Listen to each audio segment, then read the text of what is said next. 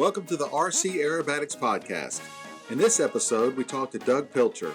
Doug is the president of the International Miniature Aerobatics Club, or Imac. We talk about his history, how we got into Imac, and how we got into the Imac leadership. We also talk about the Imac organization and what they do and some of their future plans. Thanks for tuning in, and don't forget to like and subscribe.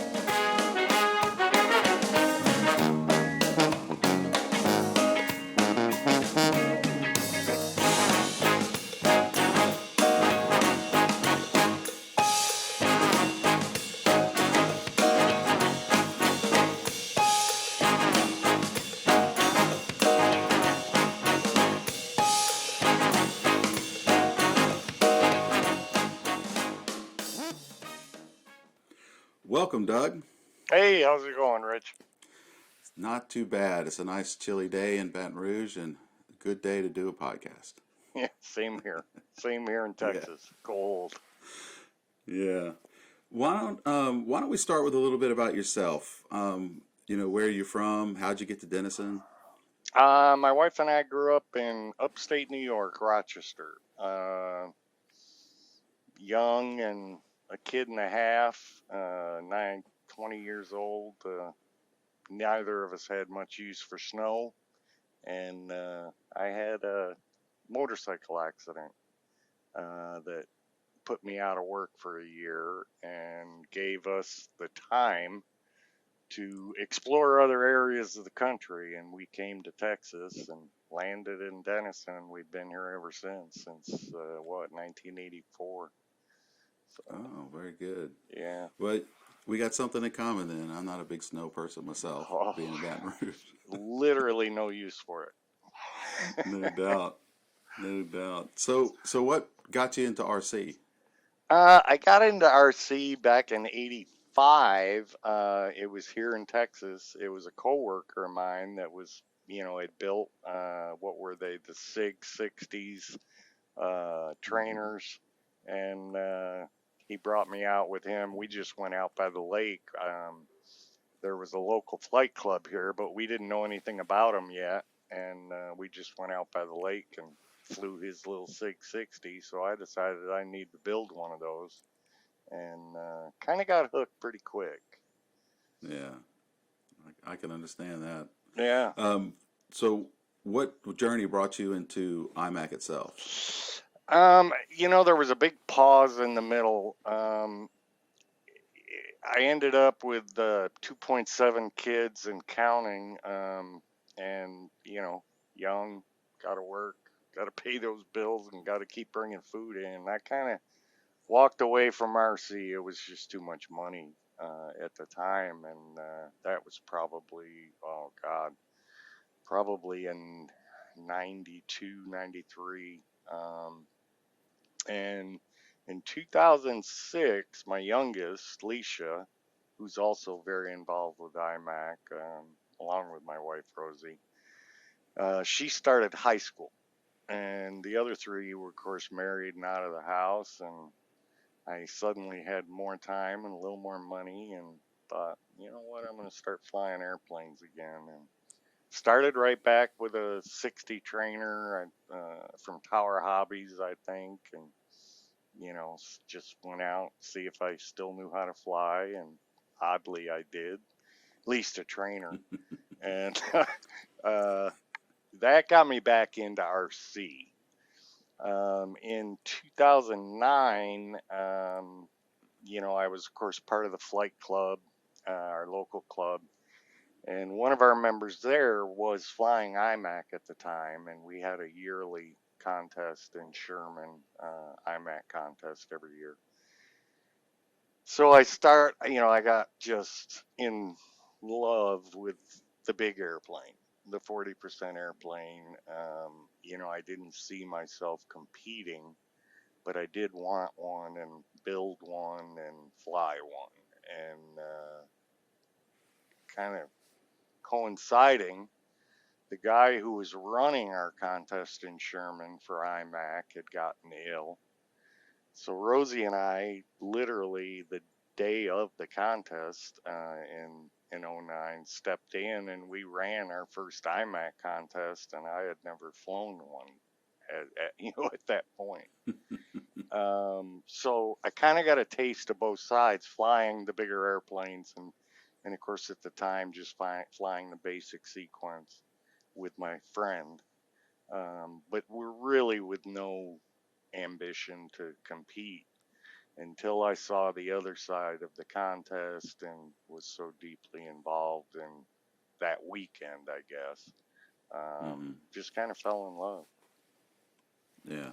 Well, it does that to you. That's for sure. What I see an airplane behind you. What airplanes are you currently flying? Right now, that's a little Carden behind me, a little Carden Yak 50cc, which is I built back in 2009, 2010. I've got 35cc, or I'm sorry, 35% DA 120 Extreme Flight Yak, one of the ones that are out of production, and I had in a box for years and finally got that put together. The ones I've competed with, they're 150 and 170 DA motors. They're two edges that I have, both the 540T and the 540, and then one of the Sukhois that you see quite a bit out there. Um, you know, so that's my fleet currently of IMAC Oh, planes. very good. It's a nice size fleet for sure. Um, what so kind of steer it back to aerobatics. What do you like most about the RC aerobatics in general? You know, initially, and again, this started probably in 11, 12, 2011, 2012. Kind of what my friend Michael Scoggin, and I think you've met Mike at some of our Mm-hmm. contests. He's actually coming back to IMAC next year or this Oh, year. very nice. Yeah. Um, anyway, for me, it was, everybody says, oh, it's hard to fly in circles and poking holes in the sky. And for me, that was not it. It was, and again, looking at the basic sequence, flying that straight line, you know, um, in, out, up, down. It's not as easy as it all looks, or at least a lot of these pilots make it look. And I just got very intrigued with that, flying for perfection, Mm-hmm. in every sense of the word. And, I'll never get there. None of us will. True perfection. It's not like going out and bowling a 300. Right. You're not gonna string 10 tens in a row. Just not gonna happen. But it's that drive to keep working and improve my own flying skills, against Yeah. perfection. Yeah. I think a lot of people find that they say what is that you flying? That looks boring. I said here fly a straight line across and do a loop and make it round. And all Right. of a sudden 3 hours later and they still can't do it. Exactly. It's amazing. Exactly. Yeah. Oh Exactly. well, terrific. So in specifically into the RC aerobatics, what does IMAC kind of mean to you at this point? Boy, this could go on for 3 hours. The biggest factors for me immediately was friendships and family. IMAC became more than just friendships very quickly for me. Um, these are people that I've met, all over South Central. As my diving into IMAC and the backside of it with the board of directors, more of the U.S. pilots, and then of course as I got involved with helping with Worlds 18, and of course you were there as well. The Mm-hmm. international pilots that we knew from Facebook, we knew from the forums, but we got to hang with them for 6 days and three of them rainy, so we got a lot of time Right. to talk. in No 18, doubt. yeah, in the 18 monsoon that we had going on. Yeah. But Well, in it this was, format, I can actually say it. Muncie weather. What do you do? You know. I've been in Muncie since 17 with the Nats, and minus 2020, which we had to forego because of COVID. Hmm. I don't think I've had a solid week there where rain. We've either had some rain delays throughout the week where we get an hour and a half, everybody's ducking for cover, or even this year, our last day was totally washed out. Hmm. It is Muncie. Muncie, I don't know. There's a curse around that place for weather. At No least doubt. good flying weather. It's a it's the new challenge to aerobatic Right. flying. The weather. Exactly. Yeah, it's a whole new level. Yeah, I remember.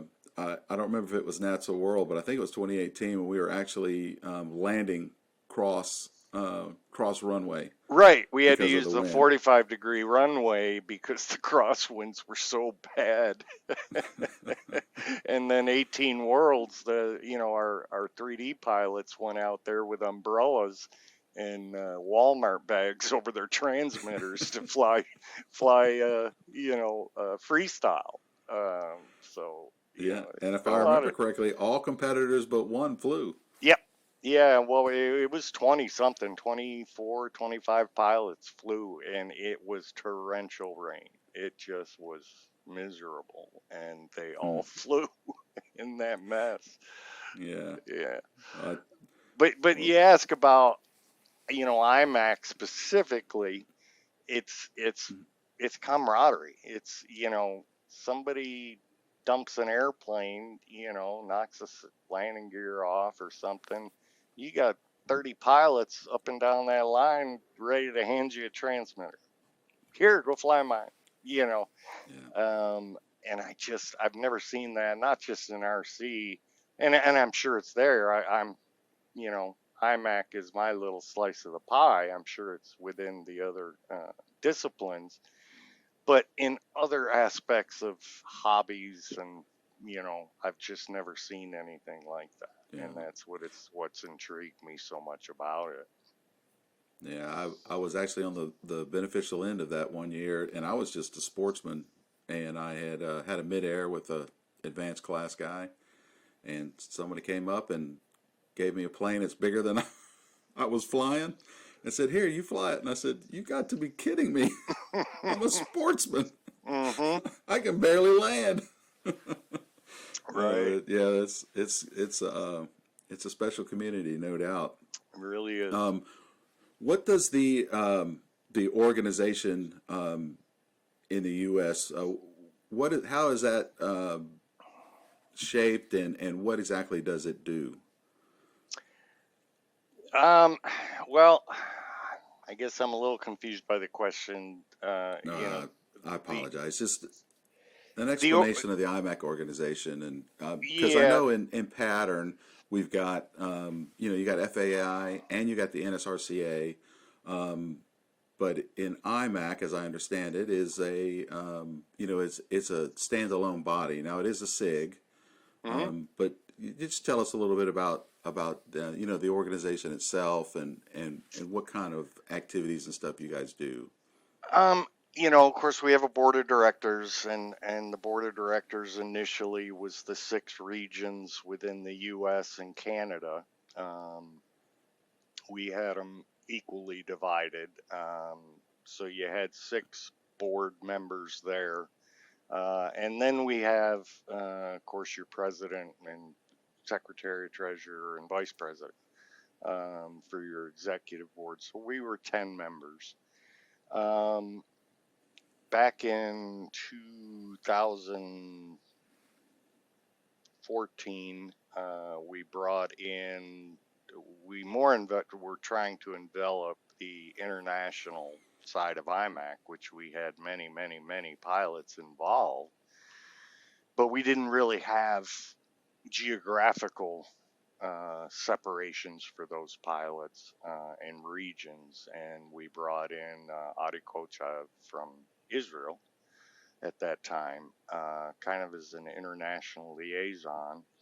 And through that, we added actually three more regions: Asia Pacific and Latin America and Europe, um, which allowed us to bring in three international board of directors so that Imac became more complete internationally. In 2014, Wayne Matthews, one of the previous presidents of Imac, I think he was president for 4 years. He actually created the world's competition.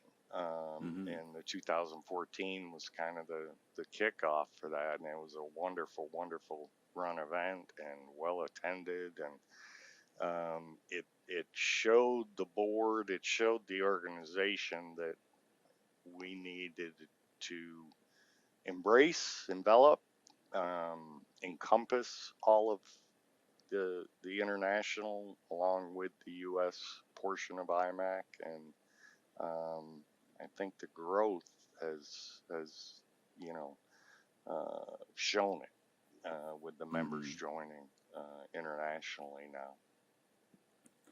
Terrific. And at a more local level, what do your regional directors do and take care of? Everything. The regional directors have quite responsibility on their shoulders. They help with. It's the word I'm looking for here. They help to encompass or broaden the reach, if you will. Find more flight clubs, AMA clubs that would possibly be willing to hold IMAC competitions. IMAC is simply because of the altitudes we fly at. Flight fields can be a challenge. In fact, some of the regions have lost some flight fields because of altitude restrictions. So the regional directors are constantly on the prowl, if you will, for more locations to hold events.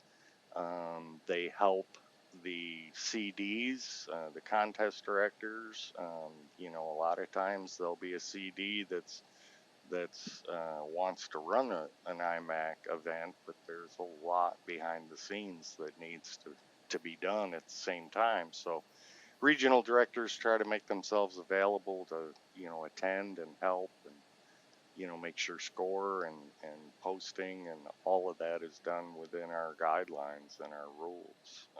So not just the planning of a calendar. Right. They dive in. You did it Yeah. a couple of years. I did it almost 5 years before you.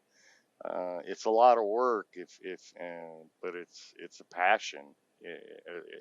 At least the ones we've got in place, they really work quite a bit to keep it growing, Yeah. keep it strong. And that's Yeah, I'll not agree with just that. U.S. and Canada. I mean, these three international regions, and really they have it tougher. They have a larger geographical area to try and put a schedule and a calendar together for and travel to. So it's got to be a love. It's got to be a passion to do it. No doubt. No doubt. Well, that's interesting. And I know you kind of started hit the ground running when you started flying, go to your first contest and have to run it. Did that show you, or what kind of got you to get into the leadership of IMAC? I started playing with the 40% airplanes and running IMAC events in 2009. I didn't start competing in IMAC till 2013.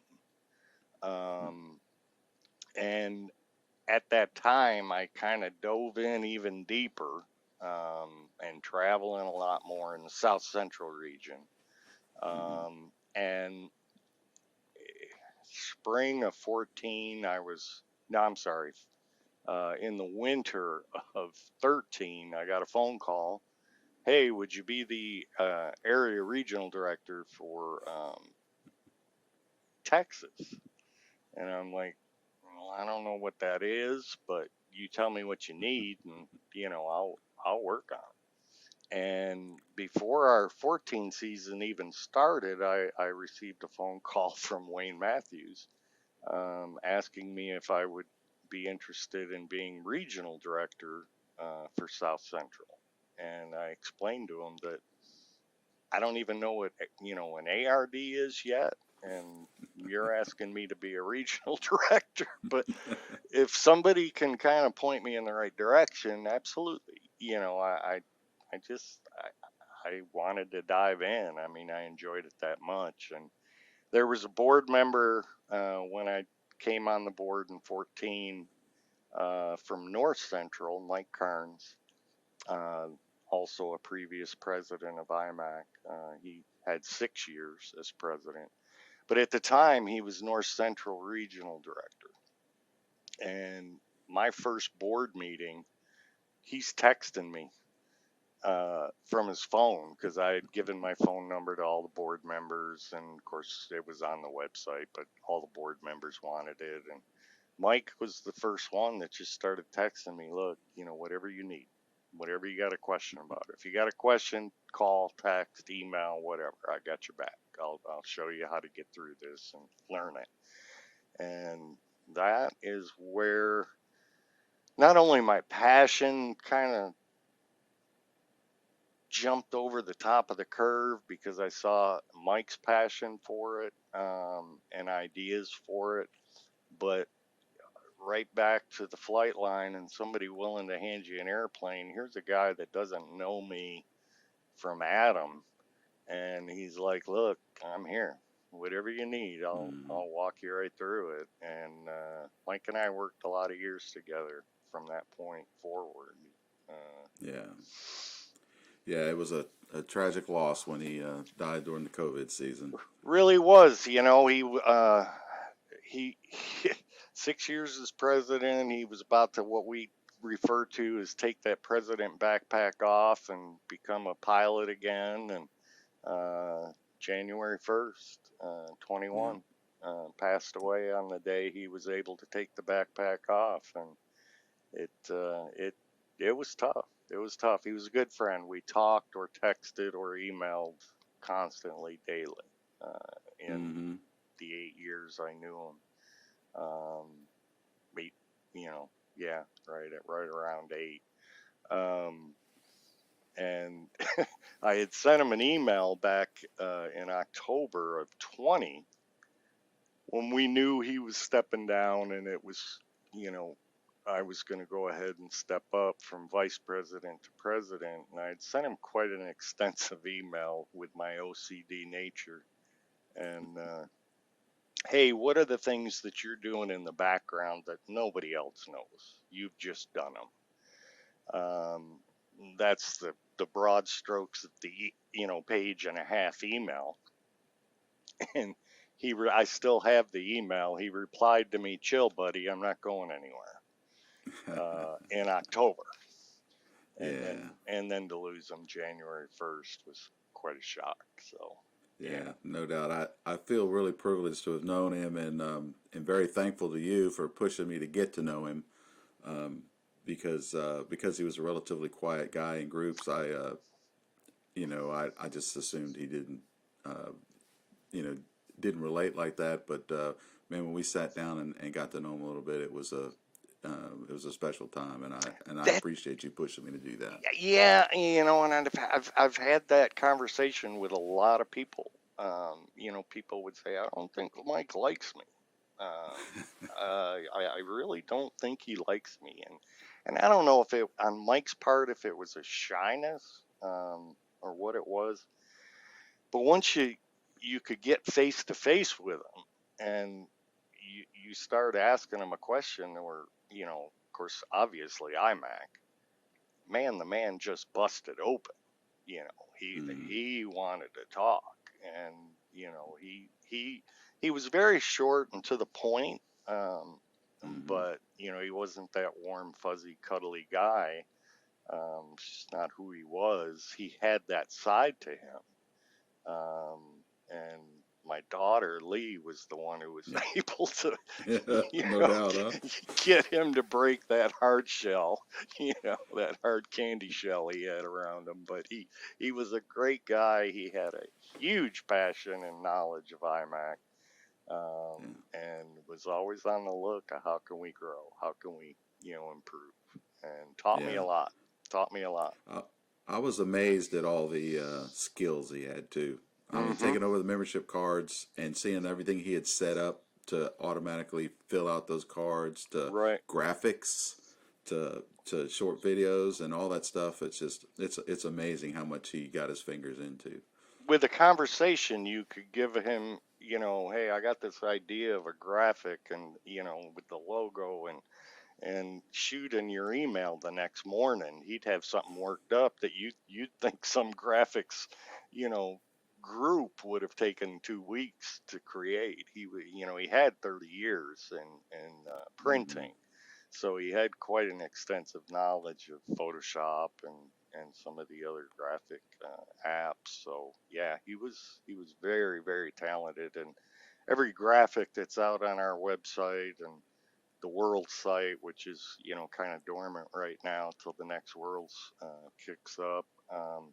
But all of the graphics and most of the artwork on any documentation we have was initially created by Mike. At least what we're using today. Yeah, So yeah, he that's quite a smart man. You talk about the membership cards for worlds and nearly 100 pilots. He had an access database when he filled out put together the scribes, put together the judging assignments, and put together the pilot orders, where he had a database built that he built to simply bring it up and hit print, and it would print out all the score sheets with round one, round two, round three, pilot's name, who the judge was going to be was already filled in, and you know, wow. it was amazing what he put together for that, and nobody had a clue. They were Hmm. just there. There was nothing to be filled in except the 0 through 10, and you know, No uh, doubt. yeah, hand them all. That's nice. That's nice. Well, Yeah. we'll certainly miss him. Yep. But I tell you what, there's a couple of other people who do a lot of stuff in IMAC that kind of goes behind the scenes, but are always uh, well liked and enjoyed when they're at contests and Nats and Worlds and such. And that's Rosie and Leisha. Oh, yeah. Yeah. What all? How? I kind of guess we kind of got an idea how Rosie got drug into helping with IMAC, but how what all do they do, and what kind of support do they give you with IMAC? With Rosie, it went back to that '09 contest, and Hmm. Rosie works for a large insurance company. She does insurance audits, so she's very, very adept at Tenki and very quick and very accurate. So once the score program was shown to her, and how the paper sheets got manipulated to the score program, well, that was just a given. She had no issue with that.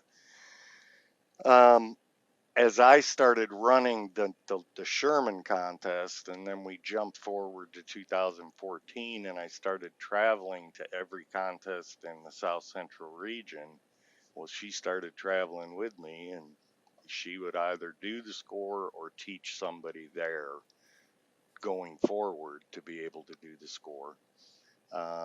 And then right into 17, which was our first Nats. In fact, Mike had gotten ill and had went into the hospital for a little bit and asked me if I'd go up to Muncie and run Nats, and brought Rosie with me. And of course, we have had a lead scorekeeper there, which was Samantha McKinney. You know her. Hmm. Also a Yeah. huge asset behind the scenes in the North Central, as well as when she was on the board as secretary.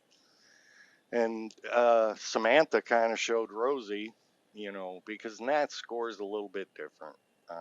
There's a lot more that goes on with the score trailer, and So Rosie got very acclimated with that and has continued on with that. And she just likes to, I guess, I mean, it's time together. Mm-hmm. Come May, we'll be together 40 years. We generally try Wow. and do quite a bit together.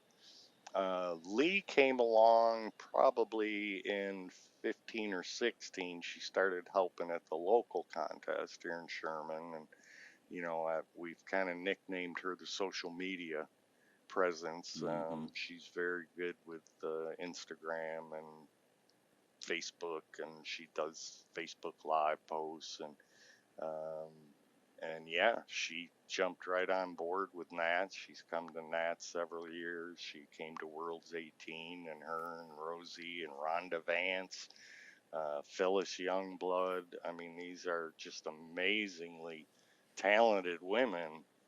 And the behind the scenes of Imac, from scorekeeping to, you know, planning for events, post and pre events for the, Nats and Worlds. Mm-hmm. Um, they're just amazing individuals that, support their husbands as well, within the organization as pilots. So, yeah, Lee and Rosie and I, that we kind of come as a team if we're going somewhere. We kind of travel together. In fact, Yeah. we were all in Arizona for the judging school in Arizona. Mm-hmm. Rosie and Lee came out to that as well. So, um, but it's supporting their husband, supporting their daddy. I think, just to Yeah. put it plainly, and just Mm-hmm. love it. Just love it. Love the time with them. Yeah. Well, the both of them have certainly been great friends to me as well. And I got to say this, I learned more from Phyllis Youngblood in judging than when I was trying to learn to be a better judge. She sat down and says, "Look, this is what you need to look for," and that lady's got an eye.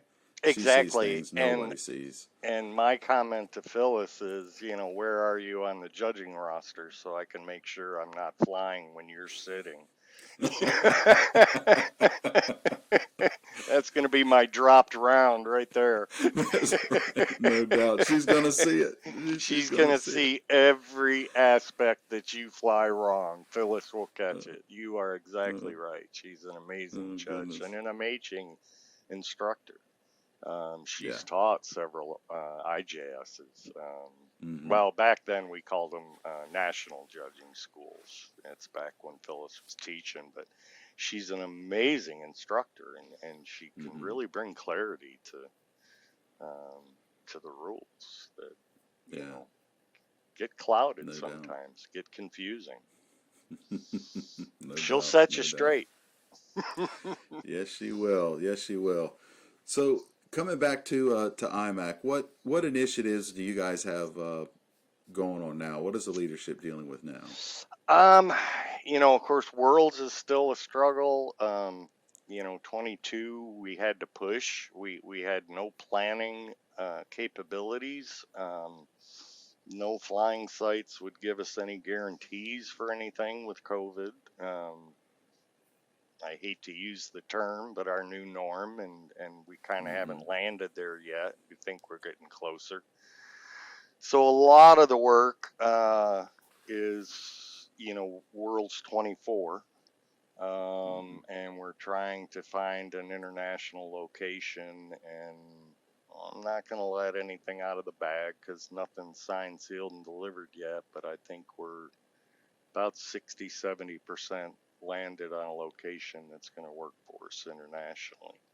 Um, That's great where it news. needs to be. We had the first two in the U.S., and it's time to do one abroad. And Mm-hmm. other initiatives, we rolled out the lifetime memberships this year. We Mm-hmm. had individuals, you know, AMA had offered it, where you can get a lifetime membership to AMA, and we had some discussions with some members, and they wanted to see something equivalent, so we rolled that out this year. We have been working on a website for quite a bit, quite a lengthy time. Um, Mm-hmm. just, there's so much in the background. The ISC group, our sequence writers, those guys, they're working, every week. Right. They're churning out unknowns. 50 weeks of the year. I also I'm a librarian, so I'm the one who's actually sending out the unknowns each weekend. Well, it's pretty close to 50 weekends a year that we send out unknowns for Wow. events. That's a lot of writing for these Yeah. sequence guys. Those are so many of the members. I mean, they know that the writing and the sequence committee is there, but it's important to remember how much keyboard time and mouse time these guys spend, and then double checking themselves, checking each other, because they go through 3 checks before they're ever released for me to disseminate, internationally, so Mm. or distribute. So it's just a lot of work there. Got Adi, who's doing a real judging promotion. People are seeing those on the Facebook pages, and he's been pushing out just weekly questions, judging questions. So he's kind of taken that on and done quite a bit of work with the judging instructors, and then of course carries it on to the board after it gets through that group, and then we release them for him to release them. It's like an ongoing thing. There's a Right. couple hours a morning I'm at the keyboard in my morning work time that's Imac related, Yeah. in some form or fashion. Even with you and me and the Yeah. membership cards, I'm Right. finding out the renewals. I'm finding out the new members that have joined and making sure I update the Excel spreadsheet that you need to print the Mm-hmm. cards, for the new members, and now some lifetime members that are joining. Right. So Right.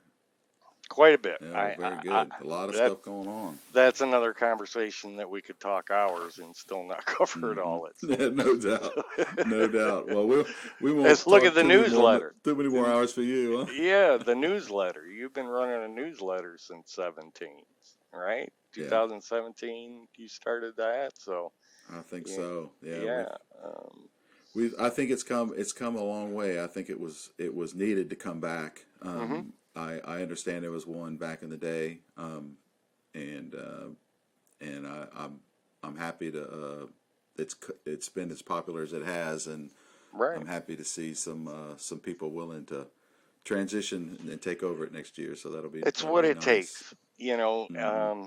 It's a ebb and flow of leadership, and in the different groups and different jobs that we have throughout the organization, and yeah, you're right, there comes time that there's change that needs to happen to evolve, and Yeah, but no doubt, no doubt. So with all this going on, of course we got the Worlds coming up in a couple of years. But where do you see IMAC in 5 years? If you had to look in the crystal ball, what do you see?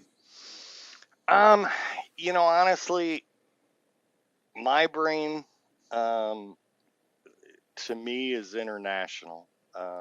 International needs more defined regions, a little smaller regions.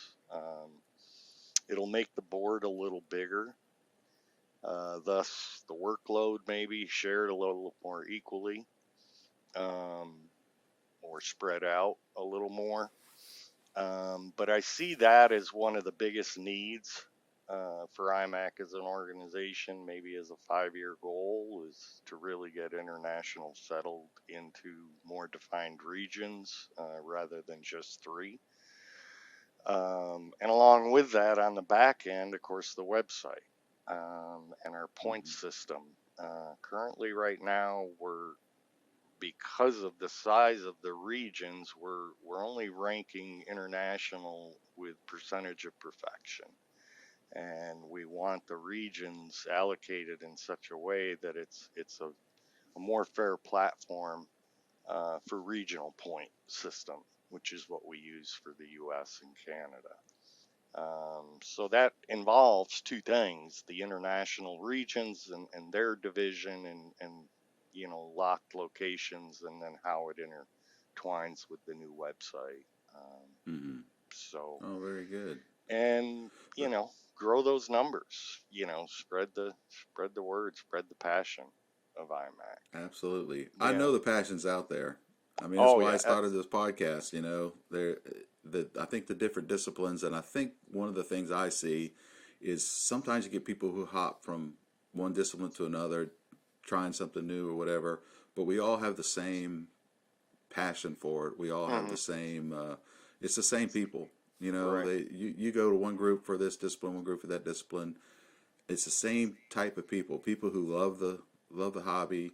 Hmm. They want to get involved. They want to help people, and Yep. they want to see the overall hobby grow. So that's terrific. And it's at those So events and those people that they say, that I meet people that are like, hey, where can I help? I'd kind of yeah, like to help, you know, and, that's where your ARDs come from, and where some of the people that hmm, are stepping up to help with the newsletter a little bit. And, it's the community, you know, um, absolutely. it really is. And that's what I love about it. So if somebody wants to join the IMAC community, where do they go to find out more information? Confusing one to give vocally, so hopefully we can superimpose it over mini-iac.org. Very Org. good. Yeah, I'll put it up on there. Yeah, the website's pretty self-explanatory, and it has quite a bit of information contained there. It also links you to our forums pages. Currently, you have to set up 2 different accounts for that. But you can jump into the forums, and that's where you can ask questions and get ideas, and whether it's building a plane or having trouble getting one dialed in, to hey, who's got contests and where are we putting them, and what vacation time do I need next year. The forums are a great place to share and get a lot of information from. So Terrific. mini-iac.org. Start there. Terrific. Well, thank you very much for your time today, Doug. I really appreciate you coming on the show. Absolutely, Rich. I enjoyed it.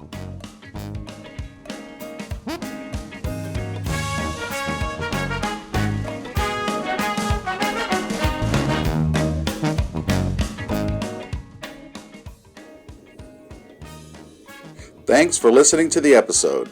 Don't forget to like and subscribe. A very special thanks to my good friend John Gros, who wrote the song Deep in the Mud that is used as the show bumper music. Check him out on his website, www.johnpapagro.com. A link is in the show notes. See you at the next episode.